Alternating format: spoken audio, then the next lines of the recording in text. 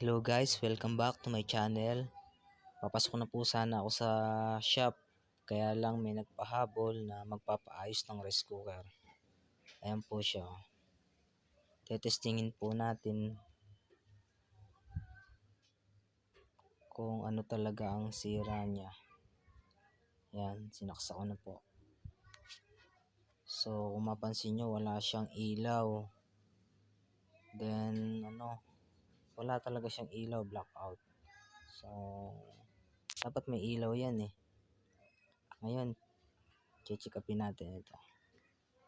Una, kailangan natin gumamit ng tester o kahit anong tester ang available sa then syempre kailangan din natin gumamit ng Phillips screw para mabuksan natin yung ilalim ng rice cooker. So yan, buksan na natin guys.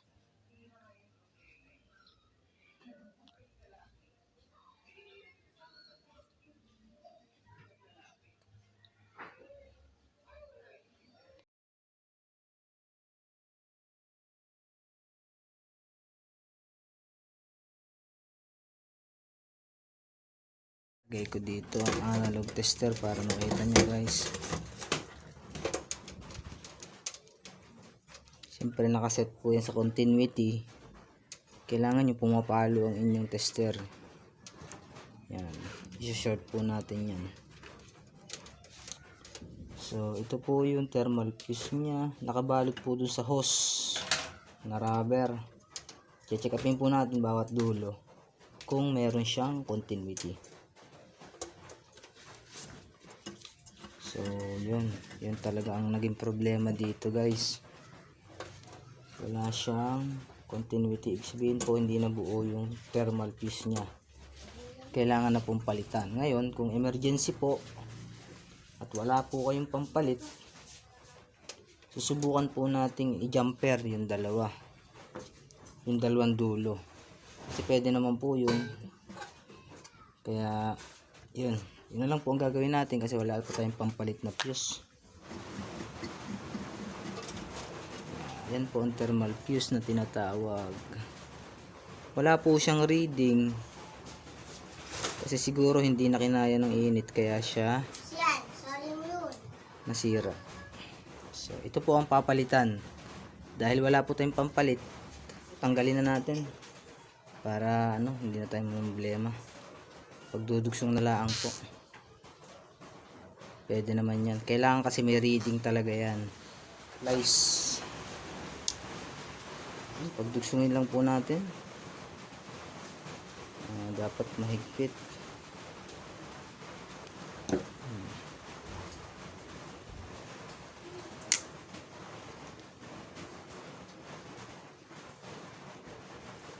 Nangyari, parang tinanggal lang po natin ang fuse. Parang yung sa mga safety box. Kapag tinanggal natin ang fuse, wala siyang gana, hindi siya gagana. So ito, dahil sira ang fuse kaya hindi gumagana. Tatanggalin na yung thermal fuse. So sabay natin ikabit.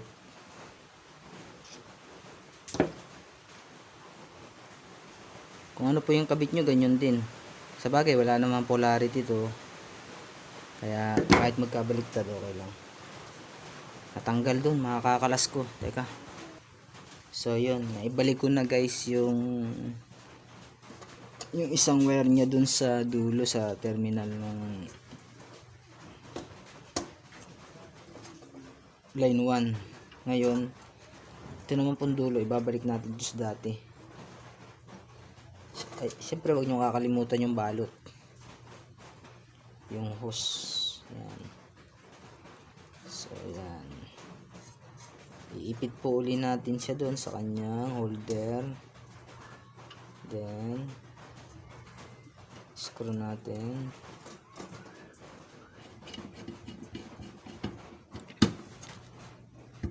Ngayon po tetesterin natin kung gagana siya, kung papalo siya sa continuity. So yun, kung mapansin nyo po, pumapalo na siya. Kanina wala kasi nga pundi na itong thermal fuse. Ngayon, kung may pampalit po kayo na ganito rin, palitan nyo po. Hindi naman tayo totally repair shop. Electrician tayo, then furniture maker. Wala tayong matiyagan. May paraan man, gagawin natin. So, ito na nga po yung paraan. Ngayon, testingin na po natin. Isasaksak po muli natin kung magkakaroon na siya ng ilaw. So, testingin na po natin. Sasaksak ko na siya. Wala pong dumi. Yung kaldero yung may-ari, basta lang ito. So, testingin natin. Kita niyo po. So, kung napansin nyo guys, bumabalik siya sa warm. Tingin ko ito guys yung sinasabi ko sa inyo, yung nasa gitna ng rice cooker. Kapag minsan talagang hindi siya, yung pagpipindot mo is bumabalik siya, ibig sabihin hindi na po magana yung magnet niya dito. May magnet po siya dito, meron din siya magnet dito. So, ang nangyari po kasi nagkaroon na ng dikitan itong kabilang side ng magnet. Ito po, kapag pinindot mo po si rice cooker, ito po yung tumataas. Ito po, nakababa na siya, nakasalang na siyang kaldero. Ngayon, pag pinindot mo siya, ito tataas, nakaganoon. Medyo ito na yung kanin. Ang nangyari po, nag-reduce na siya kasi luto na. Kaya nagwa-warm na siya.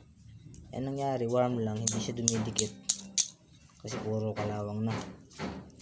Ngayon, kung makakita tayo ng pamalit, mas maganda.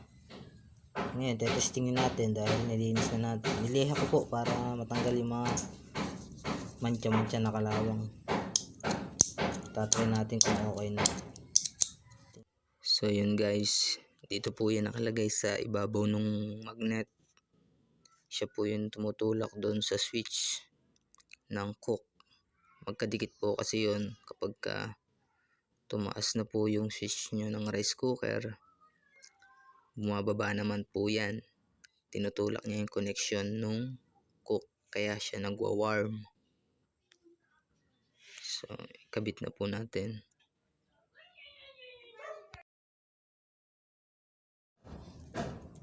Una natin ilalagay bagong spring.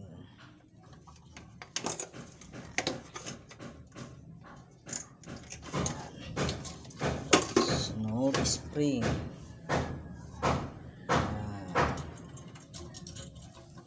Spring, okay. Kapit na po natin.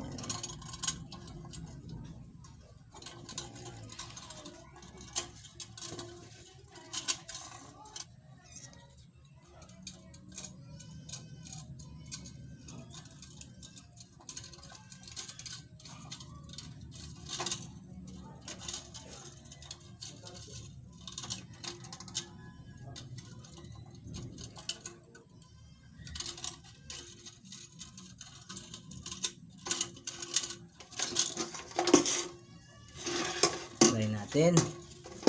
Ready? Go. Okay na guys.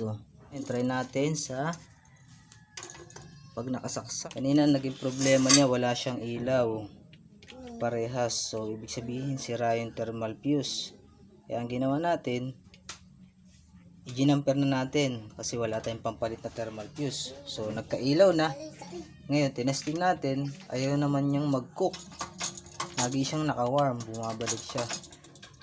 Tinignan ko yung magnet niya sa loob, madumi. So yun ang nilinis ko, kaya try natin kung gagana na siya. Pindutin lang natin. Okay na siya, nagkukok na siya. Ulit.